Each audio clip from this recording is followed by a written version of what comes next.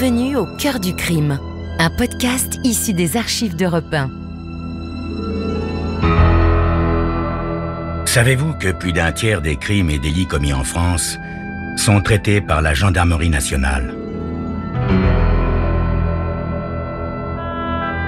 Je m'appelle Yann Kermadec. Je suis commandant de gendarmerie. Je dirige une section de recherche dont la mission essentielle est une mission de police judiciaire.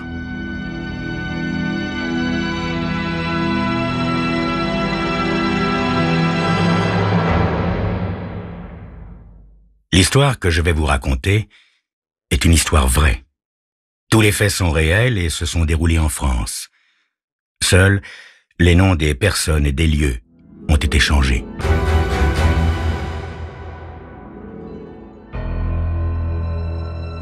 Nous étions le dimanche 27 décembre. Nous allions bientôt fêter la nouvelle année et, comme de coutume, tradition oblige, je visitais les retraités de la gendarmerie. Dans la belle maison où je finirais peut-être mes jours, j'avais retrouvé les anciens. Et c'était un réel plaisir, après le déjeuner, le café, le pouce-café et les vœux traditionnels, d'écouter les souvenirs gendarmiques de ces hommes qui en leur temps avaient résolu des affaires épineuses. Je me trouvais assis à côté de l'adjudant-chef Massot, retraité de 92 ans, bon pied, bon oeil, qui avait dû être un solide gaillard et un bon vivant. J'étais fasciné par la vivacité de son regard et par la force qui émanait encore de lui. Il paraissait 20 ans de moins que son âge, et je l'en félicitais. Je n'ai aucun mérite, moi, commandant. Je suis né en 1900, voyez-vous. C'était une grande année, vous savez. J'ai vu passer le siècle à la vitesse du Concorde, et j'en ai vécu des événements de le 20e siècle que l'époque. J'étais gendarme dans les années 20, et oui, les années folles, comme on dit. C'était autre chose que ce que vous vivez actuellement. Mon pauvre ami, je n'aimerais pas être à votre place. Je demandais à l'adjudant-chef Massot si, parmi tous ses souvenirs, et il en avait égrené quelques-uns à l'apéritif, il y avait une affaire qui l'avait particulièrement marqué et qu'il aurait du plaisir à évoquer. Il se mit à rire de son bon rire communicatif de méridional, et ses yeux se mirent à briller avec encore plus d'éclat, et il commença son histoire. C'était en 1935. J'étais commandant de brigade à Marguerite, dans le Gard. Nous étions 6 hommes à l'effectif. Notre temps se partageait entre le bureau, la marche à pied et la bicyclette. À l'époque, nous nous maintenions en forme naturellement. On n'avait pas besoin de thalasso machin chose, ni de club de remise en forme. Et nos chaussures, nous les usions par la semelle. Quant à la bicyclette, elle était inutile dans les descentes et sur le plat, car les côtes, on les montait à pied, peu cher. Cela nous permettait de voir beaucoup de choses et de mieux connaître les gens du pays, de discuter avec eux, voyez-vous. La nature aussi nous était familière. Au rythme des saisons, nous suivions les travaux des champs et il n'était pas rare que nous donnions quelquefois un petit coup de main pour charger une charrette avant la pluie ou lier quelques gerbes à la moisson. En ce temps-là, les gens, ils aimaient bien le gendarme qui était craint, mais surtout respecté. Être vu en notre compagnie était pour eux un label d'honnêteté.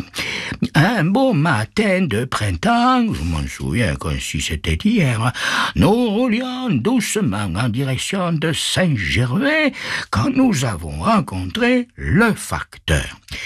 Ce facteur, on l'appelait Coquette dans le pays. Je n'ai jamais très bien su pourquoi. De loin, avant même d'arriver à sa hauteur, à sa manière de gesticuler, j'ai compris qu'il allait nous apprendre une nouvelle peu ordinaire. Brigadier, allez vite à la mairie de Saint-Gervais. Tout le monde est sans dessus dessous, cher. Marianne a été enlevée. Le maire, il est dans tous ses états. Pensez donc, elle était si belle. Dis-moi, coquette, qu'est-ce qu'on lui a volé au maire? Sa femme? Eh non, peu cher, Marianne, la Marianne dans la salle de la mairie, comme notre statue de la République, quoi. Nous avons laissé Coquette continuer sa tournée et d'un seul élan, nous avons enfourché nos machines pour nous rendre, après quelques vigoureux coups de pédale, où le devoir nous attendait. À la mairie régnait une atmosphère révolutionnaire qui rappelait vaguement la mobilisation générale. Un attroupement s'était formé sur la place. Tout le monde gesticulait et parlait en même temps. Avisé de notre présence, le maire vient vers nous complètement surexcité. J'ai demandé une réunion exceptionnelle du conseil municipal. J'ai alerté le sous-préfet. J'ai l'intention de porter plainte. Il s'agit encore une fois d'un mauvais coup de l'opposition, mais nous allons réagir. Nous ne nous laisserons pas faire. Je tentais de rassurer le maire par des paroles apaisantes et en promettant un peu à la légère, je l'avoue, qu'on allait retrouver rapidement sa Marianne. Eh bien, mon intervention eut un effet immédiat. Un silence respectueux salua les mots pleins d'espoir que je venais de prononcer, et je lus dans le regard de mon collègue Chaput à la fois l'étonnement, la confiance aveugle et une certaine admiration béate qui me firent tout à coup comprendre les dangers d'une telle affirmation. Mais je ne pouvais plus reculer. Toutes les personnes présentes avaient les yeux fixés sur moi et attendaient mes décisions. Je ne pouvais pas les décevoir, et sans l'ombre d'une hésitation, le regard farouche et le ton menaçant, je déclarais « Nous allons enquêter et dresser procès-verbal ». Ces paroles magiques se propagèrent de bouche à oreille. Dans les situations difficiles, elles m'avaient toujours tiré d'affaire. Majestueusement, avec Chaput à mes côtés, qui lui aussi commençait à se sentir investi d'une mission de la plus haute importance, je pénétrai dans la salle de la mairie et donnai l'ordre de faire évacuer les curieux qui, comme dans un musée, défilaient devant un socle nu. N'osant croire que le visage sacré de la République ait pu déserter aussi facilement les lieux sans que se soit produite une manifestation de la justice immanente. L'enquête pouvait commencer. La première des choses à faire, c'était un examen minutieux des lieux. Il y avait de la poussière un peu partout dans cette grande salle, et surtout sous les tapis. Apparemment, la personne préposée au nettoyage avait jugé qu'il était plus simple de déplacer la poussière que de la laver. Je ne relevais aucune trace, aucun indice. L'emplacement de la statue était nettement visible sur le socle fixé au mur. Sans tarder, je décidai de passer aux auditions des témoins. Du maire et du secrétaire de mairie, j'appris que l'entretien de la grande salle incombait à Gustave, le garde champêtre. Je convoquai donc le Gustave. C'était un petit homme sec qui marchait le buste très droit comme pour se grandir davantage. Dans sa trogne rougie, plus par l'alcool que par l'air de la campagne, brillait un regard perçant avec une étincelle de malice qui rendait ce Gustave fort sympathique. « Dites-moi, Gustave, quand avez-vous vu la Marianne pour la dernière fois ?» Oui, je ne saurais pas vous le dire, chef, parce que la Marianne, je la vois tellement souvent que même quand elle n'est pas là, c'est comme si elle y était. Gustave, à quelle heure balayez-vous la salle? Le soir, chef, à l'Angélus. Le secrétaire de la mairie, qui est là, me précise que Gustave lui demande la clé vers les 18 heures et la lui rend aussitôt la corvée terminée. Et il ajoute que la veille, le balayage a duré, comme ça arrive quelquefois, un peu plus longtemps qu'il n'est nécessaire, t'es. Le Gustave, il se tortille sur sa chaise et semble assez mal à l'aise. Je poursuis l'interrogatoire. Dites-moi, Gustave, pourquoi est-ce que le ménage a duré plus longtemps hier soir? Eh bien voilà, chef. De temps en temps, enfin, on peut même dire souvent, j'aime bien boire le pastis. C'est mon péché mignon. Et hier, des amis m'ont invité à prendre un verre. Ils m'ont appelé du dehors, mais quand je suis descendu, peu cher, ils étaient partis. Et c'est pas des choses à faire, ça, pas vrai, chef? Alors, pour me consoler, j'ai quand même été boire un petit verre tout seul. Et ensuite, je suis remonté pour fermer la porte et j'ai rendu la clé au secrétaire. Et Gustave, ces amis qui vous ont appelé hier au soir, vous pourriez les reconnaître? Eh non, chef, et je crois même qu'ils n'étaient pas d'ici. Le maire, qui venait de faire son entrée, mais à qui je fais un bref résumé de la situation, le maire, il est furieux. Dans une grande envolée lyrique, il charge le malheureux Gustave de tous les maux de la terre. Vous êtes un indigne serviteur de la nation. Vous vous êtes fait l'instrument d'un odieux complot. Vous devrez rendre des comptes. À ce moment-là, du dehors, une voix interrompt la noble tirade du maire. « Oh, Gustave, tu viens boire le pastis ?» Le maire était consterné, et moi, j'avoue que je n'étais pas très avancé. Où donc avait bien pu passer cette maudite statue? Vous le saurez dans quelques instants.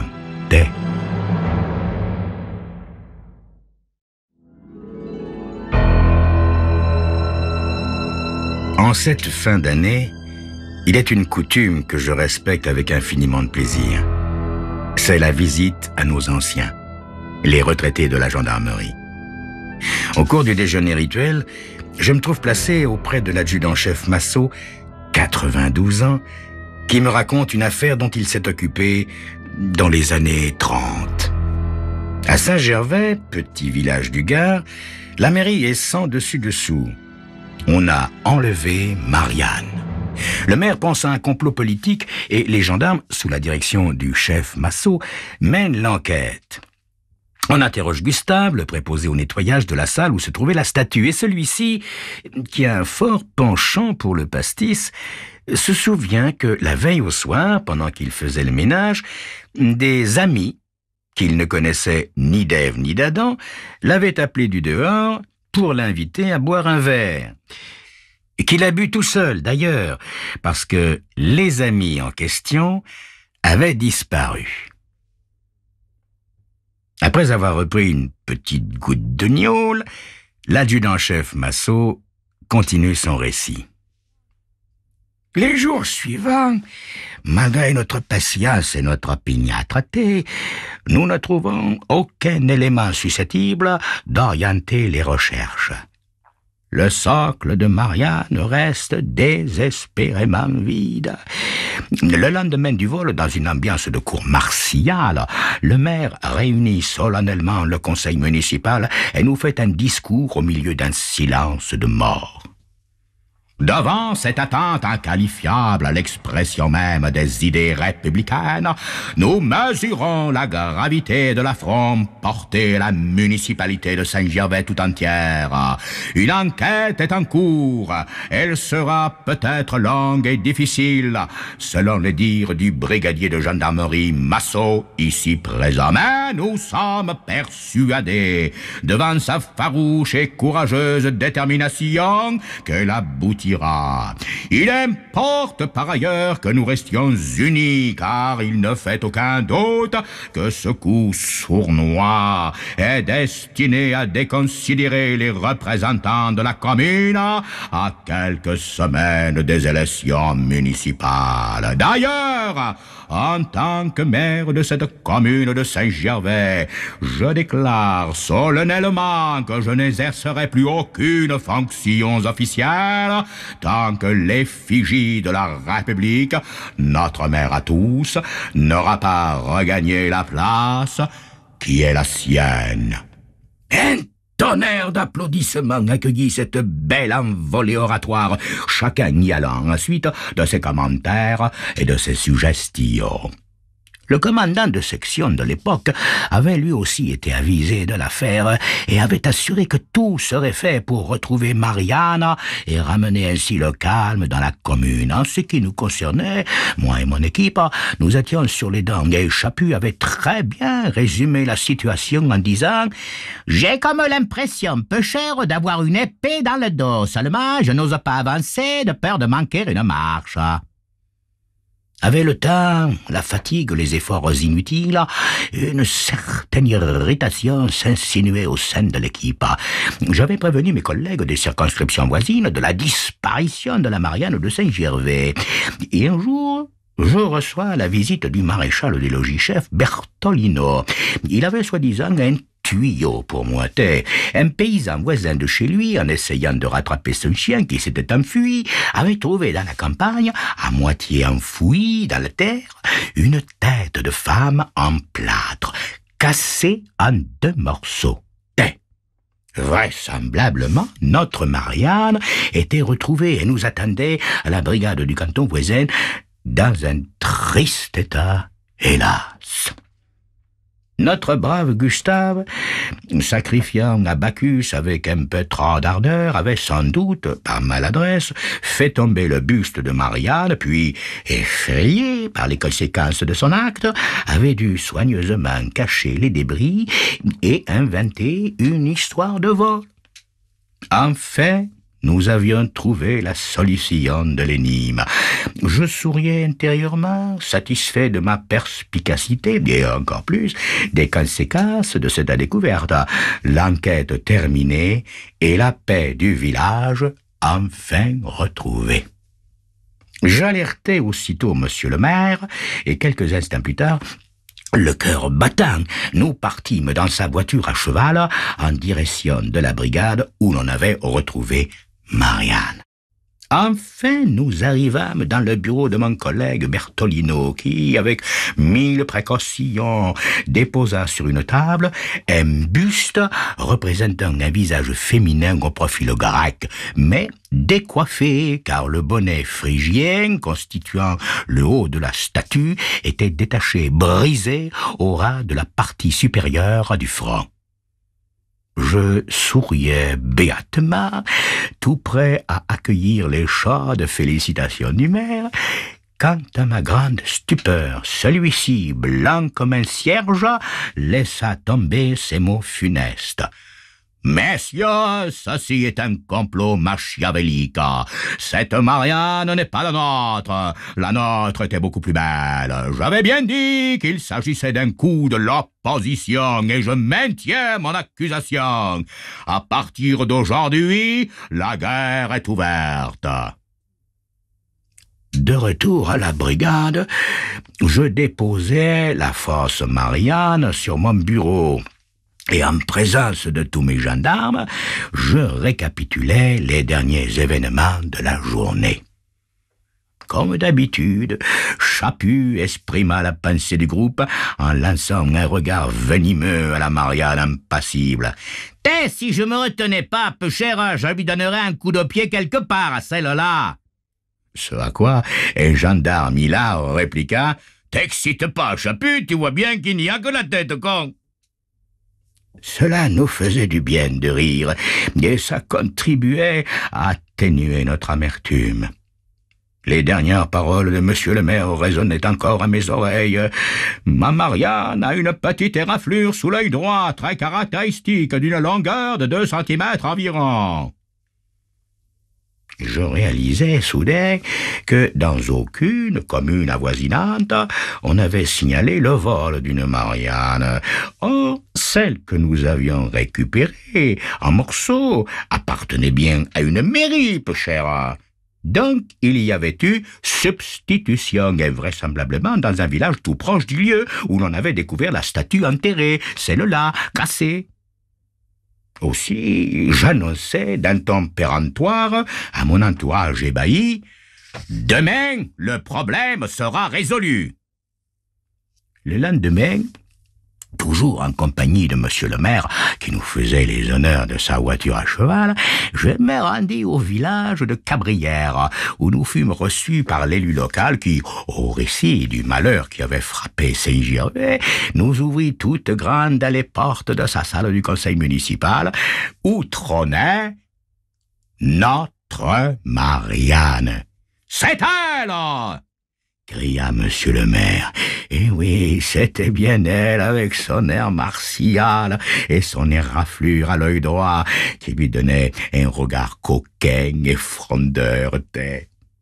Comment la Marianne de Saint-Gervais avait-elle élu domicile à Cabrières? Je vous pose la question. Le maire de Cabrières interloqué nous avoua qu'il ne s'était même pas rendu compte du changement. Enfin, c'est ce qu'il prétendait, le bougre. Et il ajouta même d'un air dédaigneux que, pourtant, celle-ci ne ressemblait pas du tout à la sienne. Ce à quoi monsieur le maire de Saint-Gervais répondit vertement « Vous avez raison, peu cher, la nôtre est beaucoup plus belle. » Il restait à savoir qui avait organisé l'enlèvement de notre Marianne. Je demandai à voir la personne chargée du nettoyage de la salle et je vis arriver une petite dame à qui on aurait pu donner le bon Dieu sans confession et qui se présenta à moi, accompagnée par monsieur le curé de Cabrières. À l'époque, les curés portaient encore la soutane, et celui-ci vint vers moi en joignant les mains et en me priant d'accorder mon indulgence à cette pauvre femme qu'il avait entendue en confession et qui avait expié sa faute. Interloqué, je demandai à la brave femme ce qu'elle avait à se reprocher, pauvre. Et avant que j'aie pu l'en empêcher, elle tomba à genoux devant moi en criant et en pleurant. C'est moi qui ai cassé la Marianne sans le vouloir en faisant le ménage.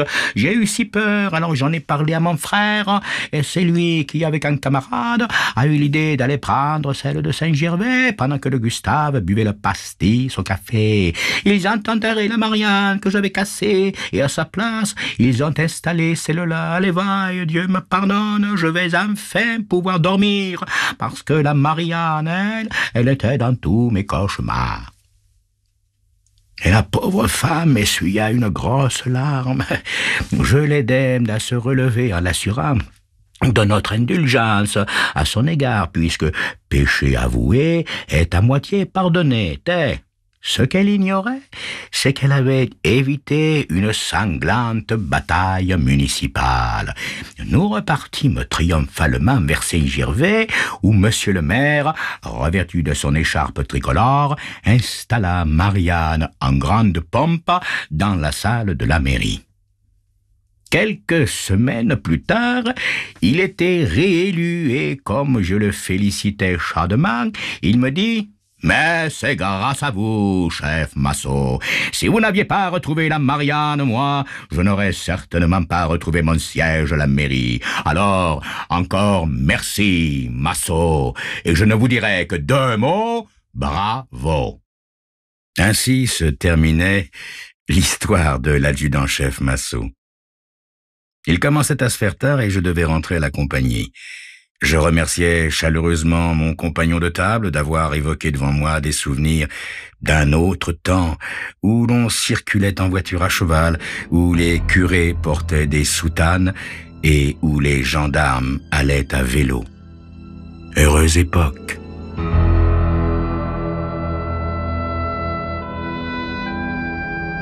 Vous venez d'écouter Au cœur du crime, un podcast issu des archives d'Europe 1.